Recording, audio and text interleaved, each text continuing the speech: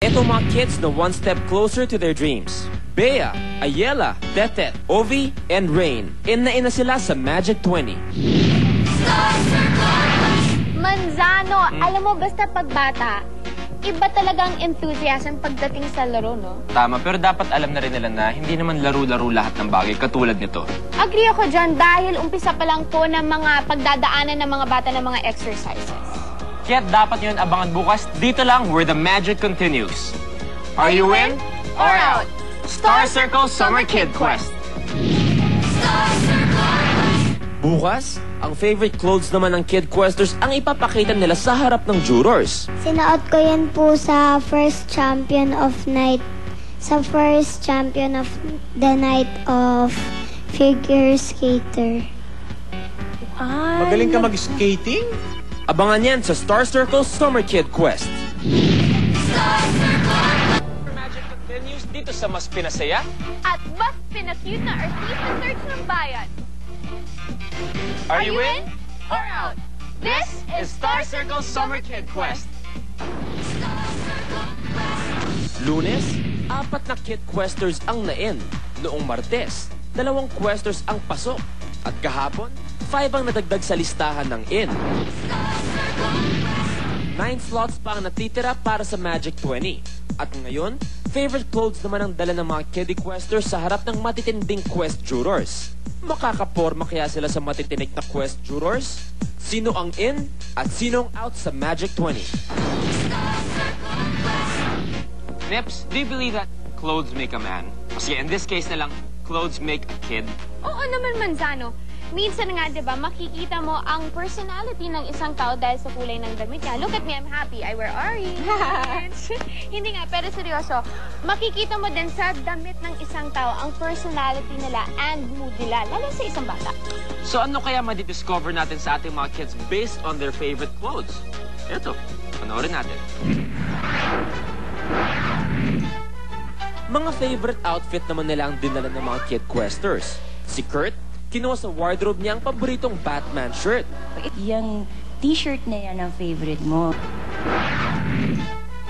Mga favorite outfit naman nila ang dinala ng mga Kid Questers. Si Kurt, kinuha sa wardrobe niya ang paboritong Batman shirt. Explain mo sa amin bakit yung t-shirt na yan ang favorite mo. Sino ba yan? Si Batman po. Bakit mo favorite yan t-shirt? Kasi po ang ganda po ng disenyo sa harapan para po siyang totoong Batman po. Favorite mong superhero si Batman? Di ba mas malakas si Superman sa kanya? Ayoko po kasi kay Superman eh. Suplado kay Superman? Ba't Bakit? ayaw mo si Superman? Medyo mahina siya. Parang minsan natatalo po siya. Eh si Batman hindi natatalo? Magaling po. Madami po kasi siyang weapons kaya pag may kalaban siya patay agad. Bilib na bilib kay Batman. Pwede mo bang gayahin si Batman? Mga actions lang po niya. Sino ang number 1 na kalaban ni Batman? Si Joker. Thank you, Kurt. Thank you, Kurt. Thank you po. Para sa amin naman, pinaka-the best pa rin si Kurt sa amin kahit na di siya na Sunod naman, isa lang siya.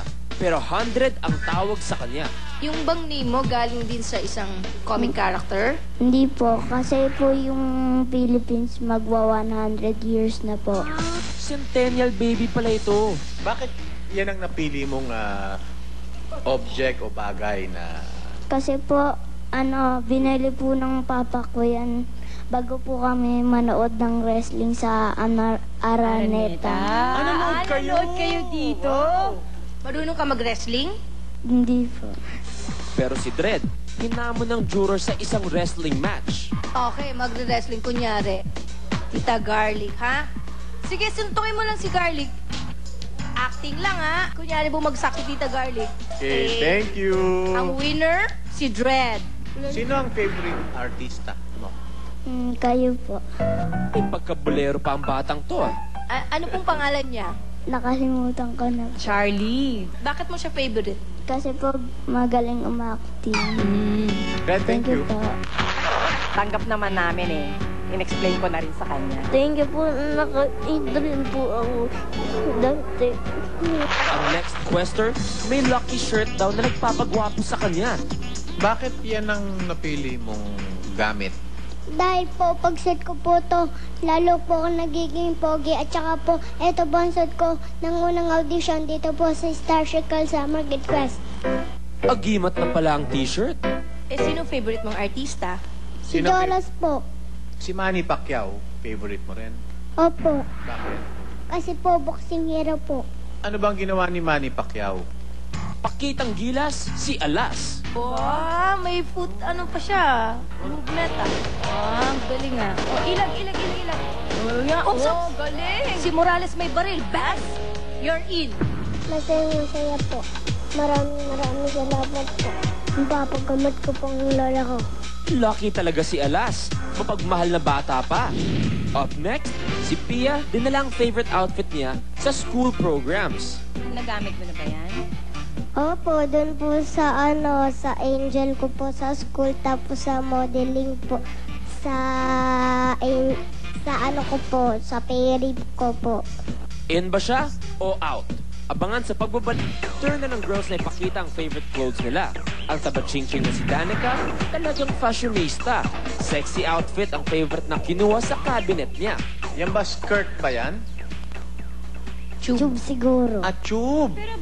Pero favorite mo yan. Opo, kasi mukhang maganda ako. Kaya naman pala, super confident si Danica sa pananamit niya. Kanina nakita ka namin, sumasayaw ka.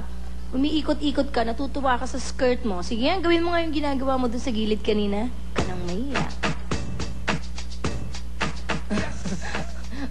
Lambot ng katawan mo. Sino nagturo sa'yo sumayaw? Na alam ko lang po. Tawa ka nga ulit. Tingnan ko yung tawa mo. Sige, ba nakakatawa? Thank you, Danica. Si Sofia naman, ang paborito niyang white dress, dinidisplay niya. Bakit yan ang napili mo? Kasi po, nabili po sa akin ng mama ko. Nagamit mo na ba yan?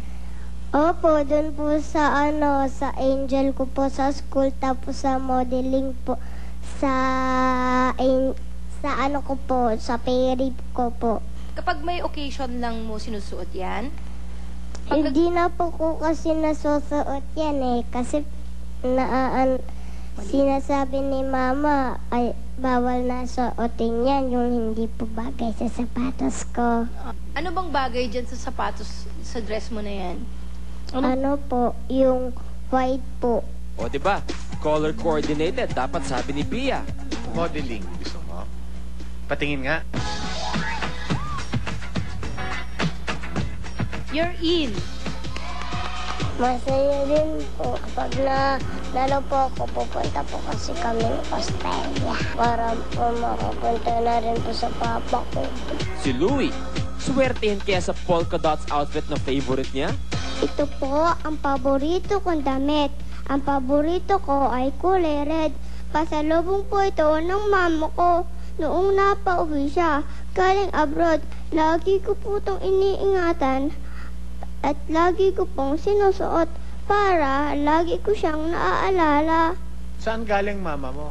Sa Taiwan po. Pero kasya pa ba yan sa'yo? Opo, isinusuot ko po. Pagka 10 years old ka na, gagamitin mo pa yan. Hindi na po. Bakit? Kasi hindi na po yata kasya sa akin May eh. katwiran naman Pero siya doon, direct. iingatan mo, di ba? Opo, pag maliit na po, itatabi ko na lang po. Salamat, Louie. Okay lang. May pagkakataon pa naman susunod. Okay lang po. Si Noemi,